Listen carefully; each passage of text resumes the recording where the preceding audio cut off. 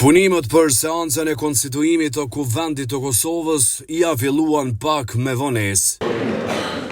Mirë po me të filluar u prezantua rendi ditës, e që ishte zgjedhja nënkryetarit pikërisht nga lista serbe.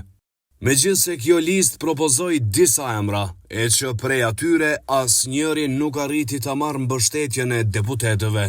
Sot ku asnjëri prej kandidatëve nuk i mori votat e nevojshme për të zgjedhur nënkryetarin e Kuvendit.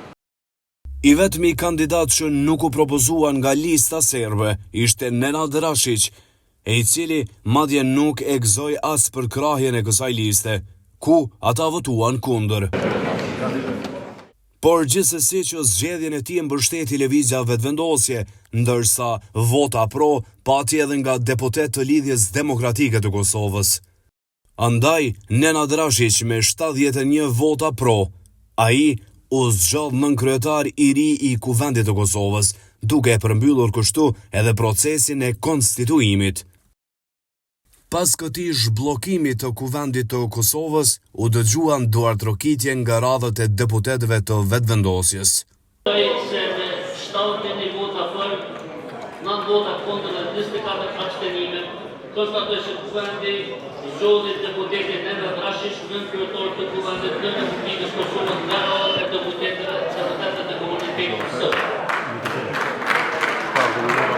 Të nderuar deputet, njoftojmë lutem, nëse keni një minutë lutem. Për njoftim formimi i grupeve parlamentare, bazuar në anexhin 24 të rregullorës së Kuvendit, njoftimi për formimin e grupit parlamentar duhet të dërgohet kryetarit të Kuvendit, jo më mos se 7 ditë nga dita e seancës konstitutive, pra nga sot. Njoftimi për formimin e grupit parlamentar duhet të përvojë në shkrimin e deputetëve të cilët e përvojnë grupin parlamentar, emrin e grupit, emrin e kryetarit dhe të nënkryetarit të grupit. Andaj kërkohet nga subjektet politike të veprojnë në pajtim me anexhin 24 të rregullorës së Kuvendit. Të nderuar kolegë, me zgjedhjen e nënkryetarit të pesë nga komuniteti sërb, konstatoj se Kuvendi është i konstituar dhe me këtë i mbylli punimet e seancës konstitutive të legislaturës së nëntë të Kuvendit të Republikës së Kosovës. Faleminderit, e mirupafshim me seancën